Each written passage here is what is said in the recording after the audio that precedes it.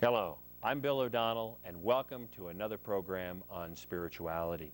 Today in the studio I have an old friend who has an alternative to the Roman Catholic Church, and that is the Independent Church of Antioch, and my old friend Archbishop Richard Gundrey. Welcome, Archbishop. Welcome, buddy. Good to see you. I've known Archbishop Gundrey for almost 20 years, and he has a very interesting story to tell.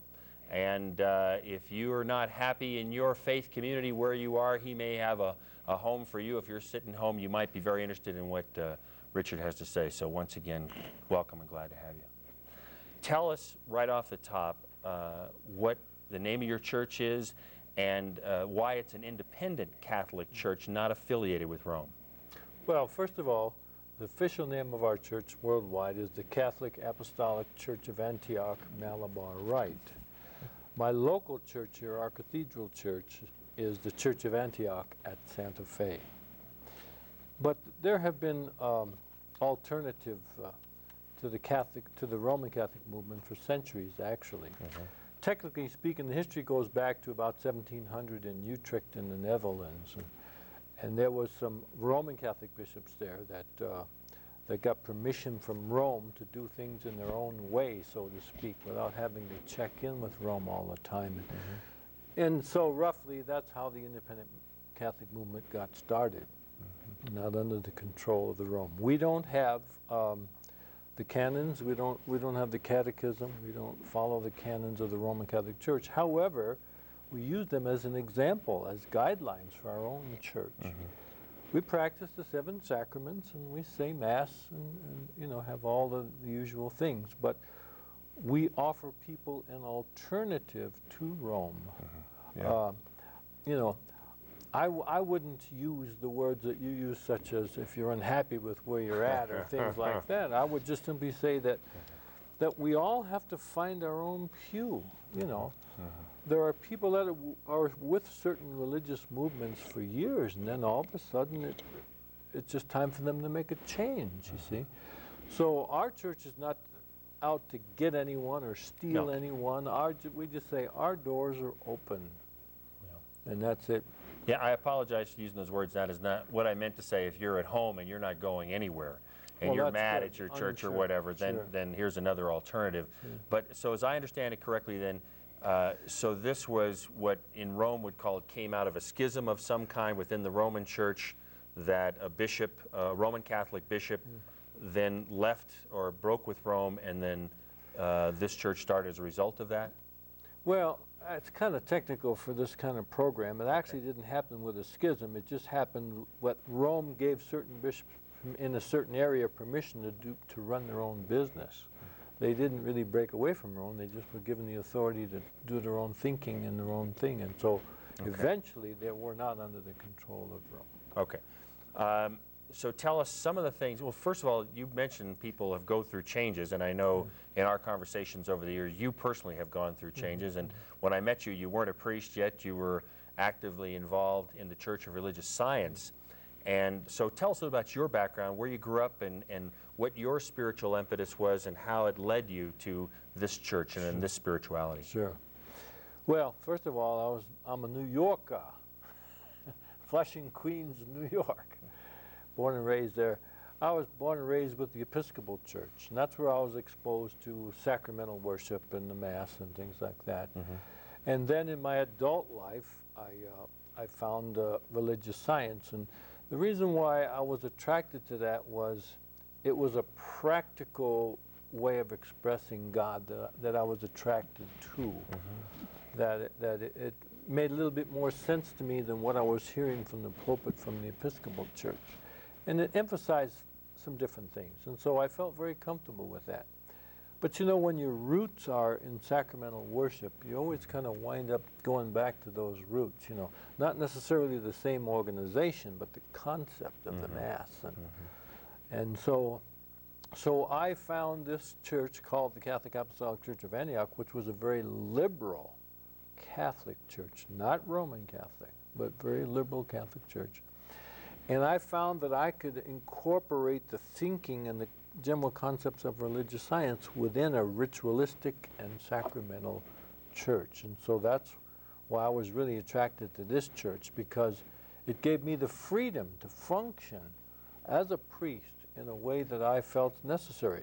Most people today, they're looking for freedom. They're not looking for dogmatic rules and regulations. They kind of want, people need guidance. That's no problem. People do need to be guided, but so many people are just want to stay away from being boxed in.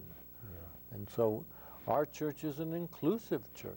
It's an open church, you know. All who walk in the doors, all humanity.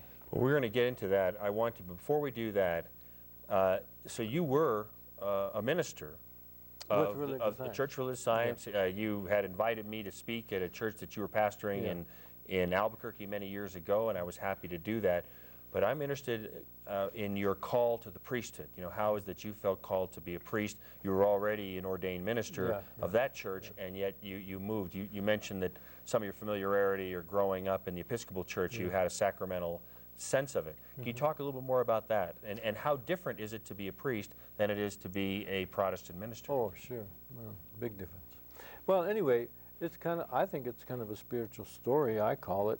I call it a Santa Fe story, because I was with religious science, and I was, you know, learning a lot and feeling good about that. But what happened was that I was here in Santa Fe at the time, and I happened to meet a man that I hadn't seen in many years. I met him on the plaza, right in front of the Plaza Cafe, as a matter of fact. And the guy's name was Dean, and I said, "Dean, I haven't seen you in a long time. What are you doing now?" And what he said to me was, "I was just ordained in a metaphysical Catholic church." And those words were a combination for me that made sense. So I was attracted to that right away. So I investigated this metaphysical Catholic church, you know, and wrote to them. I actually flew out to California, checked out the headquarters to make sure there weren't a bunch of flakes, you know, and I found a very legitimate organization, small but very legitimate, trying to do really the work of God and the work of the Holy Spirit. And I found with them that I could have the freedom to be who I am. And for me, it brought me back to the sacraments, to the Mass, to sacramental type worship, you know, and more emphasis on meditation and contemplative inner connection with the Holy Spirit. Had you investigated the Roman Catholic Church as well? I mean, the metaphysics of the sacraments, in my experience, they do exactly what they purport to do metaphysically. Yeah, yeah. I hadn't investigated the Roman Catholic Church simply because my own background, I knew enough about it to know that I wouldn't be comfortable there. And as I've said earlier, everybody's got to find their own pew. They got to find their own slot where they feel okay, you know. All right. Well, let's tell those folks at home, if you've just joined us, we're having a conversation with Archbishop Richard Gundrey of the Independent Catholic Church of Antioch here in Santa Fe, New Mexico. And you've been a priest now for how many years? Since '87. How many is that? I don't know. And then a bishop for about 10 years. About 10 years. And I had the honor of being at your consecration at the Chapel of Loretto. Tell us about that. You are now keeping the spirit alive, so to speak, at the old wonderful, beautiful Chapel of Loretto here in Santa Fe that I guess Archbishop Lamy had built before the St. Francis Cathedral. Is that right? Tell us about that. How did you come to be in that church, and what's the feel there for you? Yeah. That's an interesting story, and it needs to be clarified, because the biggest question that I get asked as a pastor doing Mass in that building is, well, how come the Roman Catholic Church sold this place, you know? And I got to go through the explanation, you know. First of all, very simply, it was never owned by the local Roman Catholic Archdiocese. It was owned by the Sisters of Loretto. And briefly, the history is that the Loretto sisters closed that school down in 1968. And they did offer it to the local Roman Catholic Archdiocese, and for some reason at that time, the Archdiocese turned it down. And so they had the right to put it on the open market. So they put it on the open market. Two guys from Tulsa, Oklahoma, bought the whole property because they wanted to build the hotel there, see, in Loretto. So they built, they had to maintain the chapel, of course, but they built the hotel. And that's when I got to meet the owners of it, because I was the first food and beverage manager in Loretto Hotel. So I got to meet Jim and Charlie Kirkpatrick, see. So that was my connection with them. And then years later, of course, they were always renting it out for concerts and weddings and things like that. It's been privately owned. It's technically called a historical museum, see. It's not a church, and it's not a Roman Catholic church. And actually, it was never a local parish. It was just a chapel for a girls' school. But it was consecrated as a Roman Catholic church. Yeah, well, there's always controversy about that, too, because the records don't indicate that it was consecrated. The records indicate that it was blessed. But there's a difference between blessing and consecrated. Is there? It doesn't have the consecrated crosses in it, you see? Okay. So, good to know. Now, those are theological points, Yeah. but what makes it unconsecrated, according to the people that operate it now, is simply the removal of the Blessed Sacrament from the tabernacle, taking them over to the cathedral, see? But there's other reasons why a building are consecrated and deconsecrated. Okay, but it is a favorite here in Santa Fe. It's still a beautiful chapel, and you guys are obviously happy and fortunate to be there. Very lucky to be in there. We're the first religious group that has been ever allowed to rent that place on a permanent basis. We fit into that atmosphere. We're Catholic. We fit into that, and it's just such a beautiful, for me, it's just a beautiful holy experience to worship in that place. Well, let's get into the heart of the matter, because most people do think of, when you mention Catholic, they think of Roman Catholic. Yeah, right. It was the history of our area here in the Southwest. It was over 400 years ago when those Spanish Franciscans came in with the conquistadors and would cross what's now the Rio Grande and brought Christianity here to this part of the world. Even before the Pilgrims landed on Plymouth Rock, those Spanish Franciscans brought Christianity and Catholicism here. So how does the independent Catholic Church operate, and what are the differences, the main differences between Rome, as you understand it, Roman Catholicism, and independent Catholicism that you espouse? Well, that's a very broad subject. First of all, there are many other independent Catholic churches, not just ours. And they all have their own theology. Some of them are very orthodox. Some of them are very conservative, you see. Some of them are doing the English version of the Tridentine Mass against the wall still, you see. The old Catholics are another group of independent Catholic churches that they're very much traditional, see. So there's a lot of variety out there that offers things to a lot of people. Now, our particular church is very liberal. The big three. Number one, we ordain women to the priesthood. Number two, priests can be married, no vows of celibacy. Number three, we ordain homosexual people. Not because they're homosexual, because they're spiritually qualified to do a certain work. And we don't make that judgment, you see. We don't judge people that way. We say, are you spiritually qualified? Is the Holy Spirit speaking to you? Let's go for it. You see? Go back for a minute and tell about your own life. I don't know if you answered that question, the difference of having been a minister and in the Protestant church, the Church of Religious Science, and then becoming an ordained priest. What changed within you? Sure. Well, I mean, for me, all I can tell you is that the difference is the sacraments. The difference is being involved in a ritualistic act that is a mystery, that is not a head trip, that's not just an intellectual exercise, it's a spiritual exercise. And for me, the definition of a sacrament is an outer and physical sign of an inward and spiritual transformation. And that's what people have to get, that something happens, something changes, something is different. So what happened to you? Well, I don't know. I can just go back to my deepest soul level, I guess, that I just saw an attraction. I just felt an attraction. I just felt like this is where I want to be. This is the contact within the inner mystery that I want to be. And I wasn't getting that just from a good hot lecture from a guy up in the pulpit, see? I remember you and I were at a talk that Abbot David Garrett's, the first abbot of the monastery at Pecos, came and helped get him there to speak at this holistic conference at the Sweeney Center.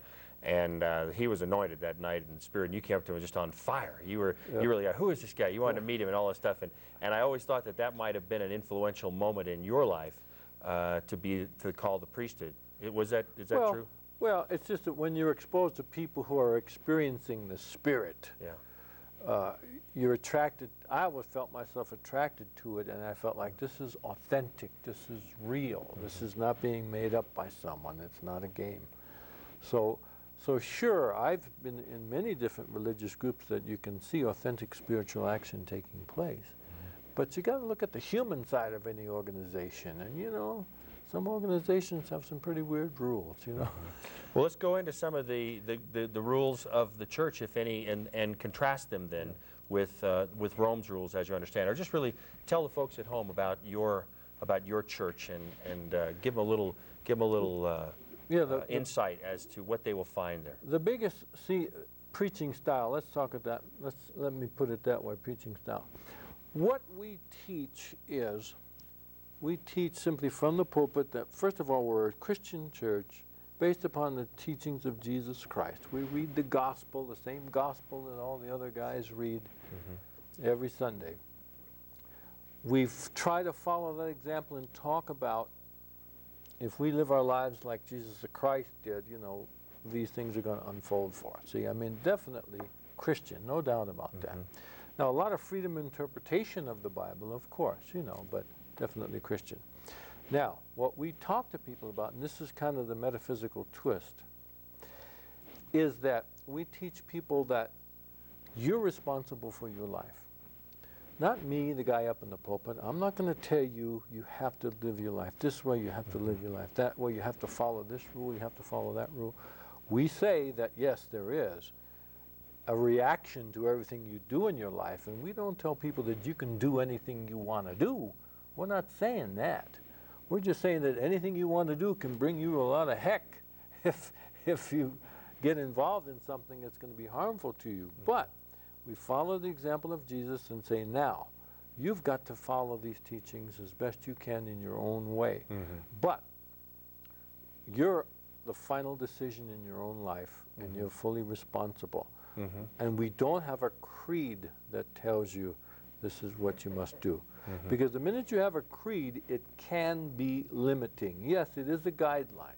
And I think to have a creed is a wonderful idea.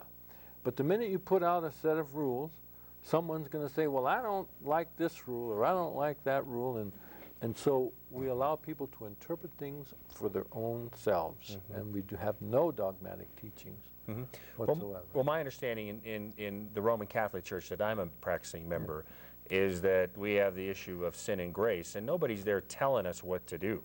Here are the guidelines in effect. You know, the 10 Commandments are there as guidelines, but then the highest commandment is to love with your whole heart, your whole soul, and your whole mind. So the question always becomes, what you're doing or not doing, is it in keeping with that highest commandment? Do you have any concept of sin, not meaning doing something wrong or bad, but that it misses the mark, that then leads you to the sacrament, in our case, the sacrament of reconciliation? So when you have failed in your own estimation of missing the mark, then you have some place to go to seek reconciliation and absolution for those mistakes or things that you think are a sin in your life. But ultimately, you have to believe it's a sin before it is a sin. But then the system is there to help you as you move, as you make that realization, then you go and change your life, have a metanoia, change of heart.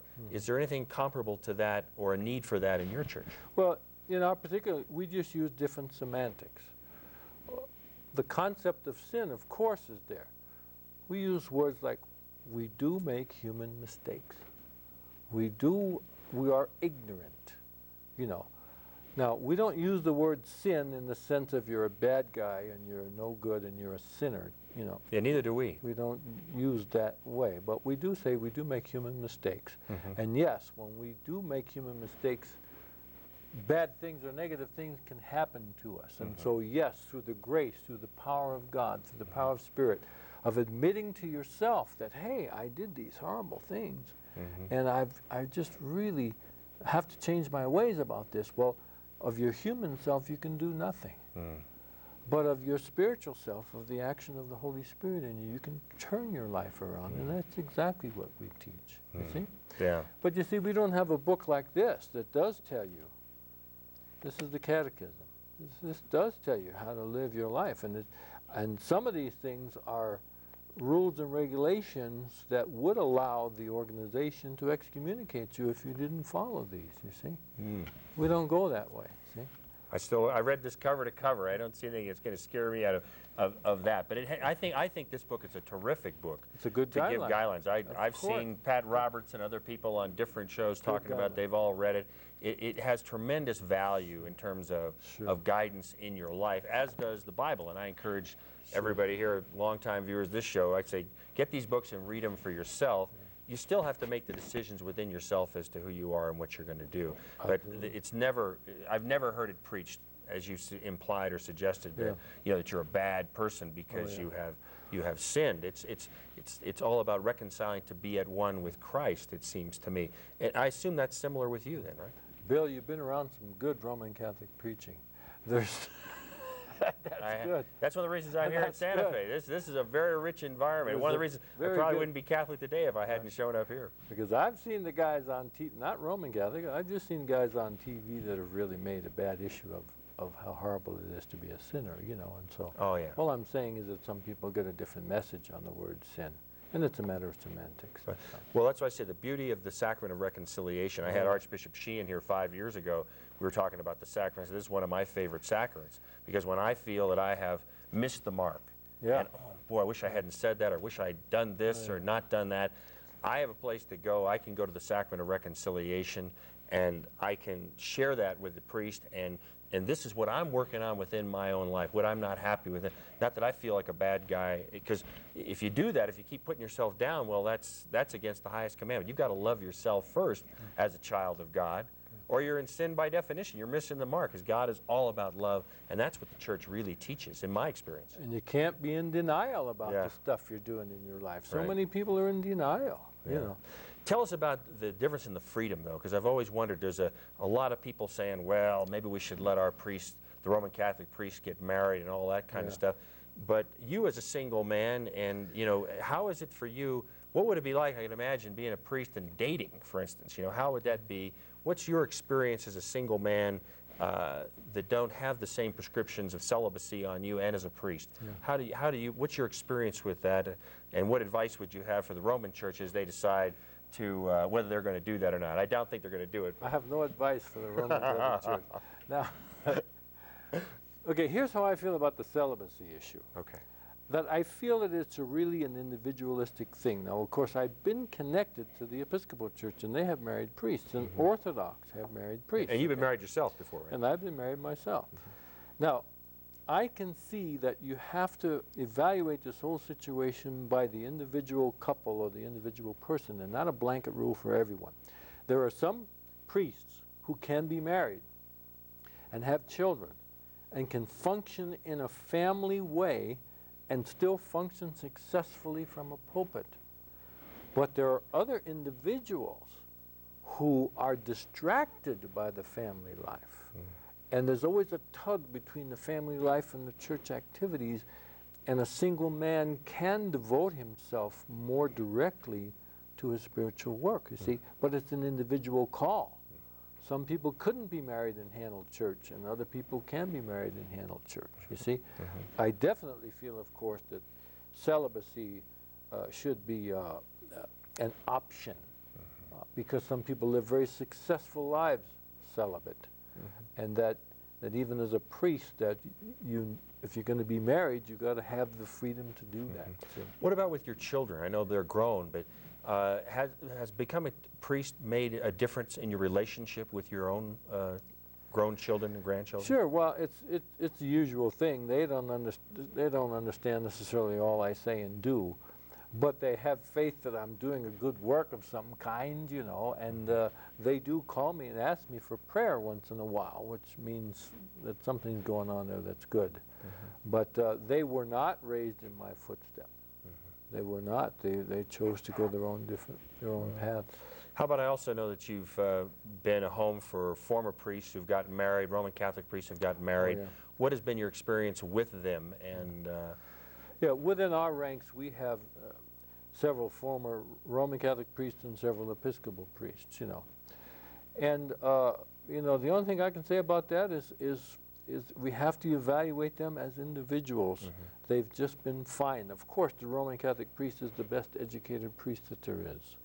And so if I get a chance to get an ex-Roman Catholic priest, got him, because he's got a good education, he's got a good background. But take us, we only have a few minutes left, so tell the folks at home directly about that metaphysical dimension, about how that difference, not just liberal or conservative, but give them the heart of your church and the difference metaphysically as you speak of it. Well, again, metaphysics, I'm sure all religious groups are metaphysical in the sense that metaphysics simply means beyond the physical. So, but I think certain church groups emphasize metaphysical concepts more than others. Now, the metaphysics that I'm talking about is the concept that when we think things, when we get focused on our attention, we create what's going to happen in front of us. When we think love, when we really concentrate on love, when we change our thinking to the positive side of things, then things positively are going to come into our lives, you see. Some people have their minds stuck in old ruts, like, you know, I can never get a decent job. I can never find a mate in my life. I'm always don't have any money. See, these are thought streams that are going through them. And by changing those thought streams, they can change the reality of what's going around them, see. Who is Jesus Christ from your perspective, from your church perspective? Okay, Jesus Christ, of course, is a manifestation of God on earth. The presence of the Christ is in and through Jesus Christ. That same mind that was in Christ Jesus should be in you. And yes, Jesus is God, but all of us are also manifestations of God. We're not Jesus. We're not on that same level by no means.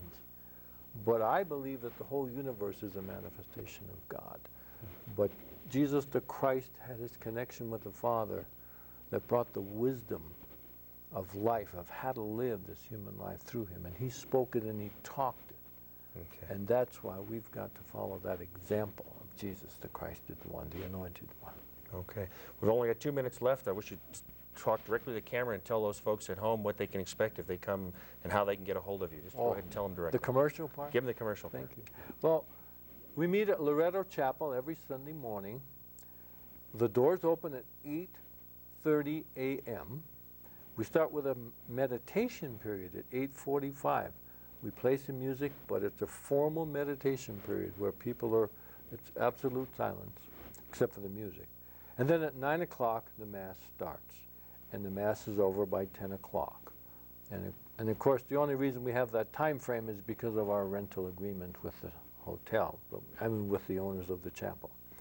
But we do use smells and bells every Sunday. We do use incense every Sunday. We do, you know, I would say the format of the Mass is similar to the Roman Rite format, but the words are a little bit different. You know, the words are a little bit more liberal, you know. We do miss the mark. We admit that we make human mistakes, and we have missed the mark, you know. So, and we have a good music program. We have excellent singers. We have some opera people. We have Annette Cantor, who is a beautiful musician and singer. Michaela Barnes does Gregorian chants all during the communion. So and that's such a beautiful place for music. So, and our doors are open to everyone, meaning, you know, if you can get down there, come on in. All right, well, unfortunately, I have to leave it there. We're out of time. Thank you, Archbishop Richard Gundrey, for coming in and sharing with us. I hope this program has been of some value to you in your life. If you've got any further questions for him or about this church, stay tuned and watch the credits, and I encourage you to contact him. We'd be happy to hear from you, and you can take it to the next level, whatever it is for you. So thank you again for coming. Thank you for viewing, and we hope you'll come back next week at this time for another program on spirituality.